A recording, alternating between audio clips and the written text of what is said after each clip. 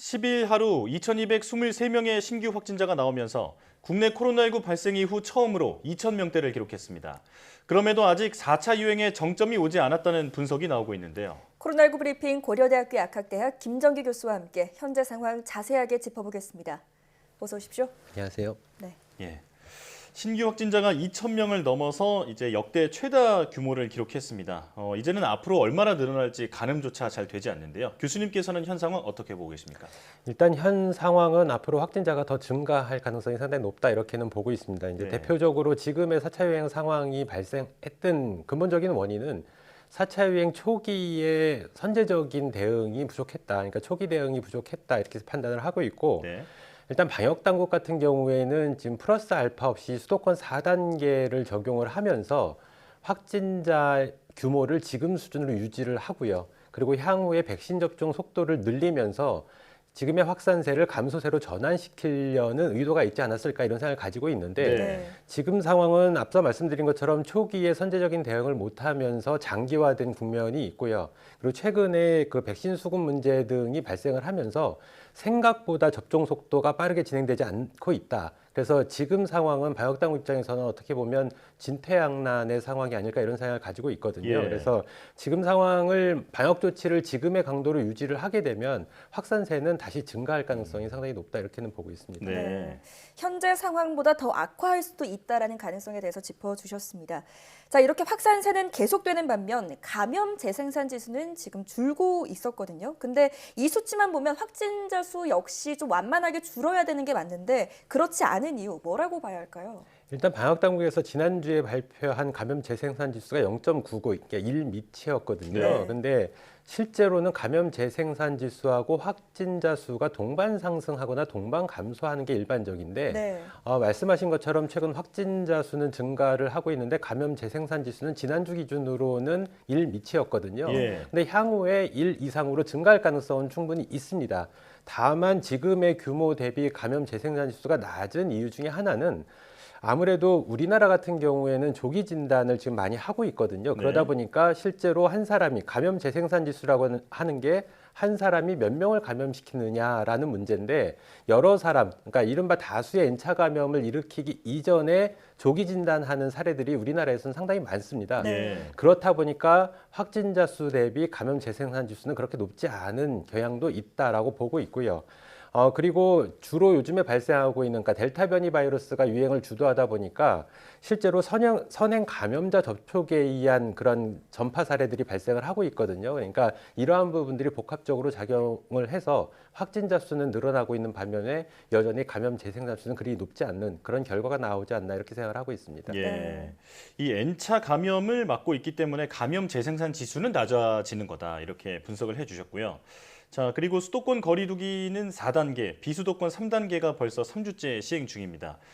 이렇게 지금 확진자가 늘어나는 걸로 봐서는 확산세를 꺾기에는 역부족이었다 이렇게 평가할 수 있을 것 같은데 교수님께서는 어떻게 보십니까?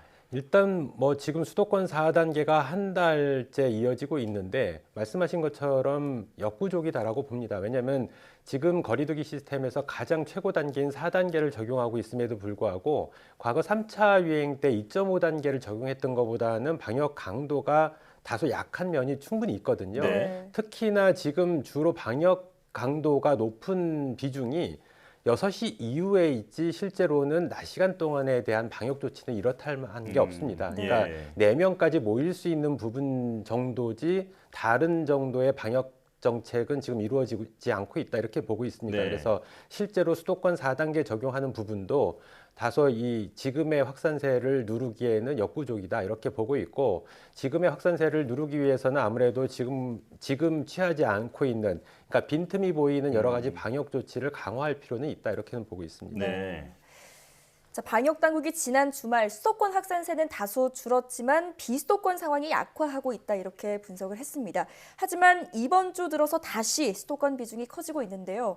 어떤 요인 때문으로 볼 수 있을까요? 일단 여러 가지 요인이 있을 수 있는데 제가 생각하는 대표적인 2가지 요인은 일단 휴가 후에 복귀하는 인원에 대한 그러니까 이렇게 해서 발생하는 역확산 가능성이 충분히 있습니다. 네. 특히나 수도권에서 이렇게 감염자 수가 또 다시 증가하는 추세를 보이고 있거든요. 네. 그래서 이러한 부분이 아마 가능성이 있다라고는 보는데 이 부분에 대한 거는 방역 당국에서 면밀한 역학조사를 할 필요가 있습니다. 네. 그래서 이 부분의 원인을 파악한 다음에 대응할 필요는 있다라고 생각을 하고 있고 또 하나의 가능성은 그동안 수도권에서 4단계를 적용을 했거든요. 그러니까 급증하는 거는 막고 있는데 감소세로 전환시키지 못하는 이른바 버퍼링 구간이 형성이 됐었는데 네. 이 버퍼링 구간은 절충 구간입니다. 그러니까 확산세와 감소세의 절충 구간인데 어떠한 요인이 발생을 하게 되면 이 버퍼링 구간을 넘어서 다시 확산하는 양상을 보일 수가 있거든요. 네. 가장 대표적으로는 그동안 코로나19 상황이 1년 반 넘게 지속이 되면서 국민들의 경각심이 많이 약화됐다라는 그런 비판을 받기도 했는데 예. 이 4차 유행 자체도 지금 수도권에서 한 달 이상 4단계를 적용하다 보니까 경각심이 많이 무뎌지지 않았나 이런 생각을 가지고 있고 예. 실제로 낮에 보면 많은 부분에서 사회활동들을 많이 일상처럼 하고 계시거든요. 그래서 그렇죠. 이러한 부분들이 아마 원인이 아닐까 이렇게 생각을 하고 있습니다. 예. 일단은 그 휴가철 인구 이동 그리고 버퍼링 구간을 지났다 이렇게 분석하고 계시는 거군요. 지금 국내 델타 변이 감염자가 전체의 70%를 차지하고 있습니다. 국내외 전문가들은 델타 변이 때문에 사실상 집단 면역을 달성하는 것이 불가능할 것이다 이런 전망을 내놓고 있는데요. 교수님께서는 어떻게 보시나요? 일단 이 집단 면역의 정의를 어떻게 보느냐에 따라서 다릅니다. 그러니까 집단 면역의 정의를 그러니까 이 백신이라고 하는 것은 기본적으로 천연두 백신 이외에는 100% 예방 효과를 보이는 백신은 사실상 없다. 네. 이렇게 보시면 될 것 같고 네. 백신 접종을 한 이후에도 감염이 이루어질 수 있다라고 봅니다. 다만 그 병원성이 크게 약화되는 부분이 백신의 가장 큰 장점 중에 하나거든요. 네. 그렇기 때문에 집단 면역의 정의를 그러니까 영국의 옥스퍼드대 교수가 얘기했던 것처럼 집단 면역이 불가능할 것이다라고 얘기하는 차원은 예. 제가 이해하기로는 아마 예방적인 측면에서는 불가능할 수는 있습니다. 다만 위중증 사례나 치명률을 낮춰줌으로써 향후에 이 집단 면역 형성이 우리한테 어떤 방역 체계의 전환을 이끌 수는 있거든요. 예. 그렇기 때문에 지금 뭐 영국의 그 뭐 전문가가 얘기했던 것과는 저는 좀 다른 의견을 가지고 있고 네. 실제로 향후에 우리나라에서 특별한 이유로 백신 접종을 할 수 없는 분들을 제외하고 거의 대부분의 국민들께서 백신 접종을 맞게 되면 집단 면역이 형성됐다라고 볼 수가 있고 그 뒤에 위중증이나 치명률이 낮아지기 때문에 이 방역 정책을 다르게 적용할 수가 있거든요. 그래서 예. 이러한 면에서는 집단 면역이 형성될 수 있다라고 보고 있습니다. 네. 그리고 또 하나 영국의 그 교수가 얘기한 부분은 향후에 델타 변이 이후에도 계속 변이가 발생을 하기 때문일 것이다라고 얘기를 하고 있는데 예. 변이는 계속 발생을 할 겁니다. 근데 일반적인 감염병, 그러니까 바이러스의 경향성은 그 감염이 계속 진행이 될수록 변이는 계속 발생을 하고 네. 그리고 전파력은 높아지는 반면에 병원성은 낮아집니다. 네. 그래서